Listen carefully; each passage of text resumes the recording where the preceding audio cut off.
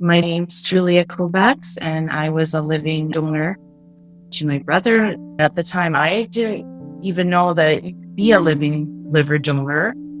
I had no idea about that. I could donate a kidney, but I didn't know that you could donate a liver. And so when I found that information out, it gave me a lot of hope, because seeing your sibling ill, and for Jeff, he had been ill for quite some time. It's hard, and it's heartbreaking to see.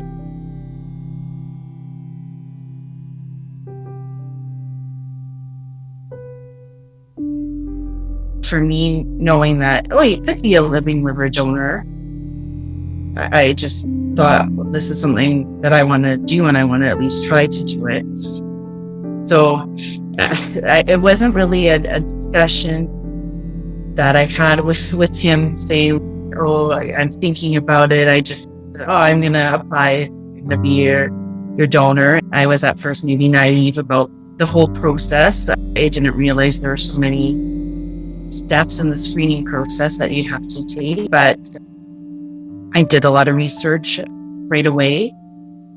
It wasn't a decision that I made lightheartedly.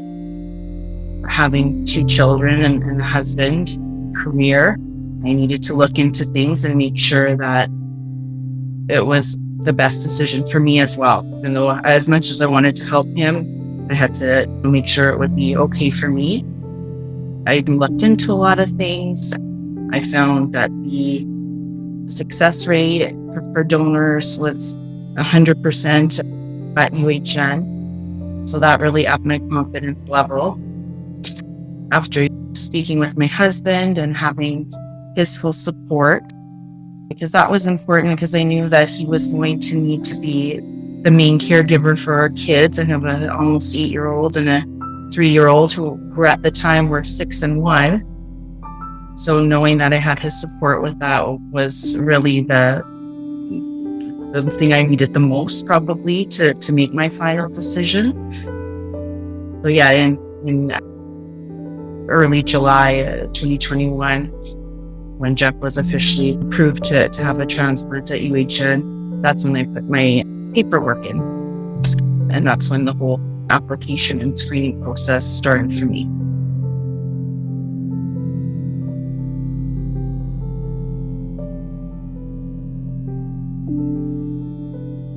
There wasn't necessarily any surprises. Everything was new, but nothing overly hard or invasive for me at all. Started with getting contacted by the living donor office in Toronto. And then just right off the bat, in the paperwork, you have to be a correct blood match. So I believe we have the same blood type. So that was the first hurdle that we passed. And then from there, I did have a few questions at first for the living donor team when they did contact me. Again, I wanted to make sure that my quality of life would be the same after donation, and long term I wouldn't have any effects, and they eased my concerns there. And then, being in Winnipeg, I was seen by a hepatologist here at the Health Science Center in Winnipeg in August. So that was the first of the screening process for me.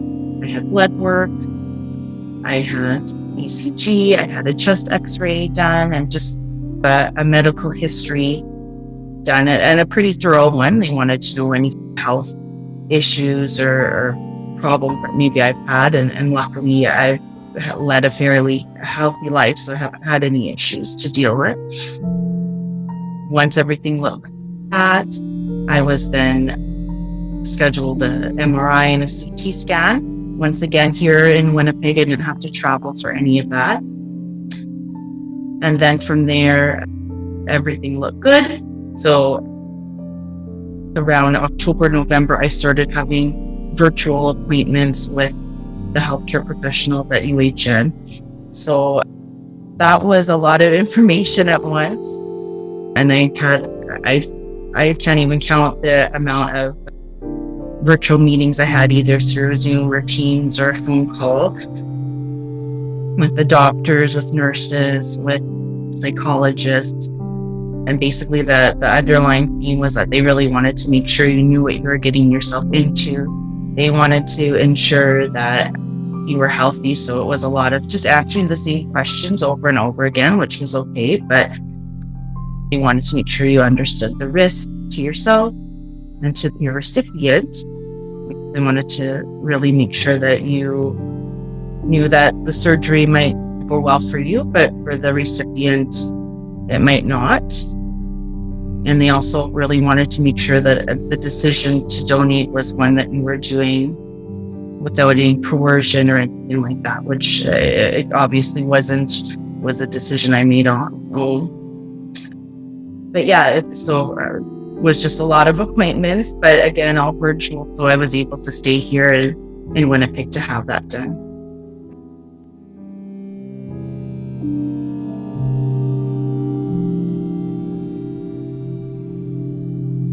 I did have to travel to Toronto in mid-December, just before Christmas, to have another set of MRI and CT scans. Once I had all my virtual appointments with the team, they asked if I would be willing to come travel there to have another set of scans, just to make sure everything was good. They didn't want me to have those scans just a few days prior to surgery and make all those accommodations to come for surgery, and then they'd have to say, we have to put this on hold or cancel. So they were really great about scheduling the MRI and CT scan one after the other. So I really had to only be in Toronto for one night. The next day that I got home, I received a call from the living donor office confirming that the surgery was going to happen in January, and they gave me the date. We had already had that tentative date set, but it was now a for sure thing. So I probably found out, the actual dates about 4 to 6 weeks prior to surgery, and then that was confirmed for sure about 3 weeks prior to surgery. For the actual surgery, I had to go to Toronto about a week prior. They had me come for some preoperative appointments, and for that I traveled just by myself. Initially, I left Winnipeg on January 9th. Me and my husband had decided that Mom would be my support person, just so that he could stay behind and give some sense of normalcy to our kids when I was gone. And so she came a couple days later. I had my appointments that week, and then Jeff, he joined us in Toronto 2 days prior to surgery.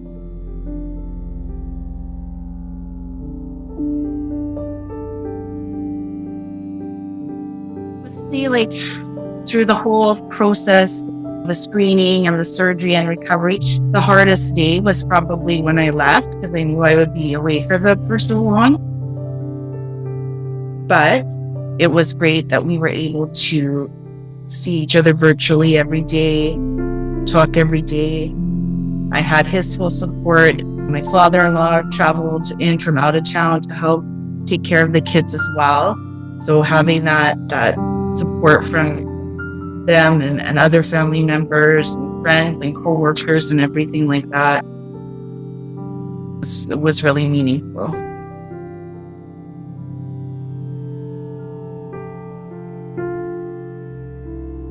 Just had to check in for surgery the morning of.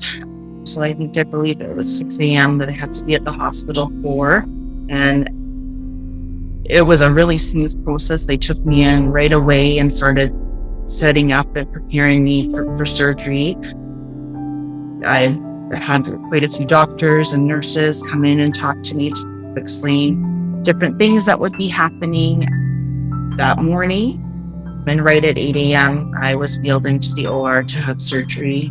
I was probably the most nervous being wheeled into surgery that I had been through the whole process.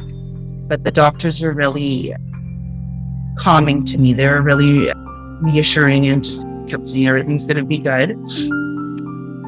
I believe my surgery lasted just around 8 hours. I think it was a little bit shorter than they had anticipated, and everything went really good for me in surgery. There were no complications.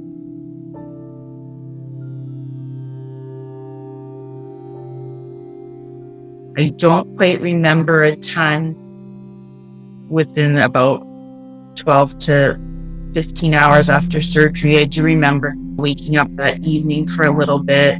I must have asked a nurse for my phone because I called my mom, I called my husband. I don't remember making those calls, but I did.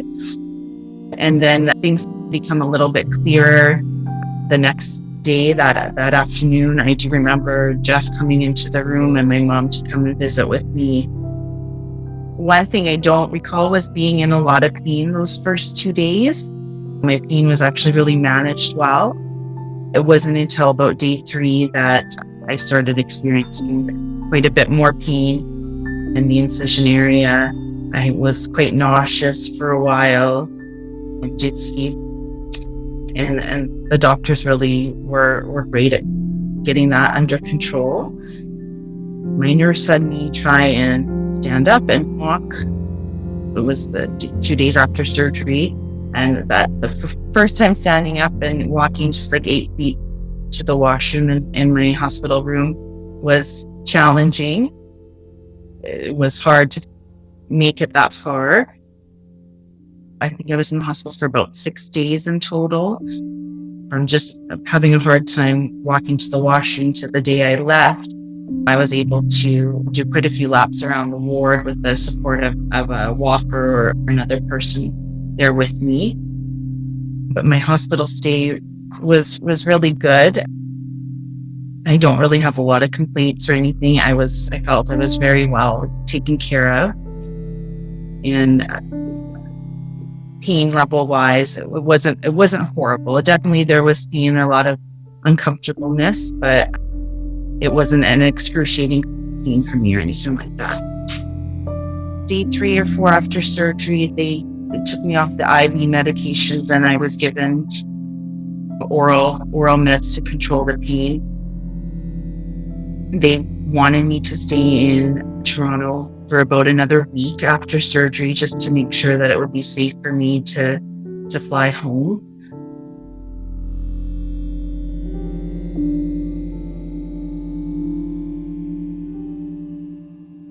I did have a follow-up appointment a couple days after I was discharged from the hospital, where they did some blood work and just basically kind of assessed how I was doing.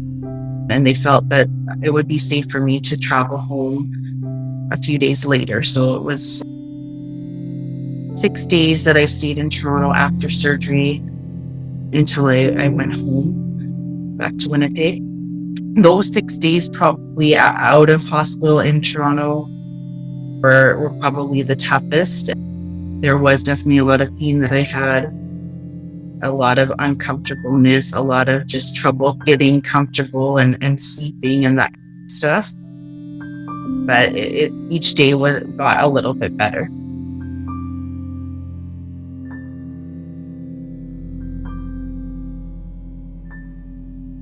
Recovery once I got home went fairly well, as routine as it normally does.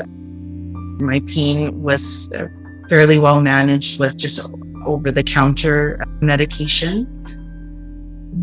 I did have a lot of trouble sleeping for quite a while. A lot of insomnia that I was experiencing at night. I would fall asleep and wake up and just not be able to go back to sleep. So that was one of the main issues that I had after surgery, as well as just being very fatigued for quite some time. I would say it took a good 8 to 9 weeks until I felt even close to my regular energy level. I did have some virtual appointments with the team in Toronto.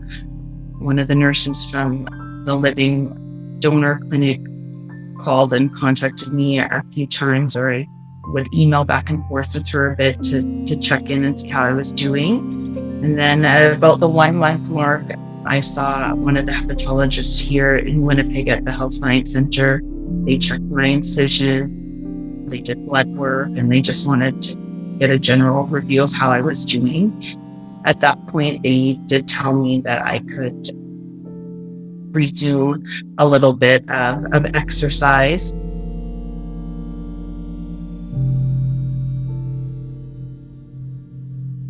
for anyone who's thinking of donating, it's really important to get up and walk as much as you can after surgery to prevent any blood clots and that. So that was very much encouraged, which I tried to do. And at that moment of work, I was able to start walking again on a treadmill and doing a little bit more of exercise routine there.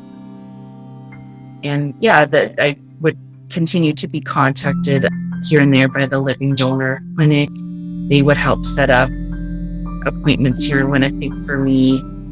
And then my case was handed over to the hepatologist. So I had a 3-month work MRI and blood work. And then every year or so, I have a meeting with the team in Toronto. I believe for about 10 years is what they want.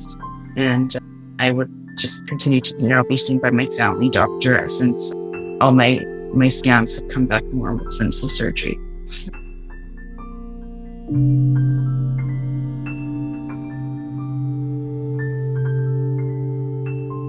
Feel completely back to normal. In April, I did go back to work. I'm a teacher, so I was able to return to work just part-time, which I think was a good decision because I still at that 3-month mark, my energy level wasn't quite where it should be. And working with young kids, you need a lot of energy. But working half-time went really well for me. By June, I was able to work my way back up to full days, a couple of days a week. And now, we're approaching the 6-month mark. I feel like I did prior to surgery. My energy level is the same. I'm not really having trouble sleeping anymore. I definitely don't have any incisional pain anymore, anything like that. My incision gets itchy, which is probably the most annoying thing. But other than that, I'm able to resume my normal life again.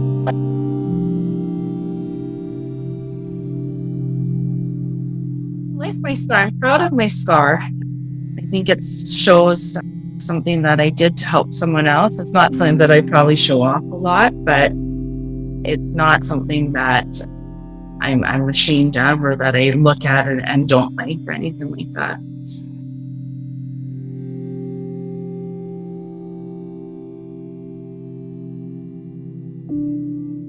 Maybe just having to travel from Manitoba to Toronto for the surgery, that was probably one of the more complicated parts of arranging accommodations.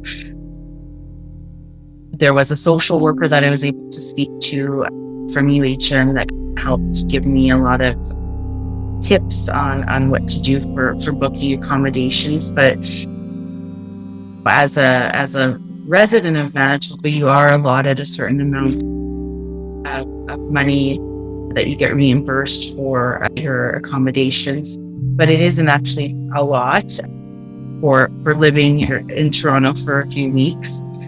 So I did find an organization that connects people who are going to be hospital patients with accommodations, and they give you a really great rate. For certain people, they take what you can give. But for us, they just really found a good place for us to stay. That was very helpful and close to the hospital. That made us feel like we were somewhat at home and not just living out of a hotel for 3 weeks.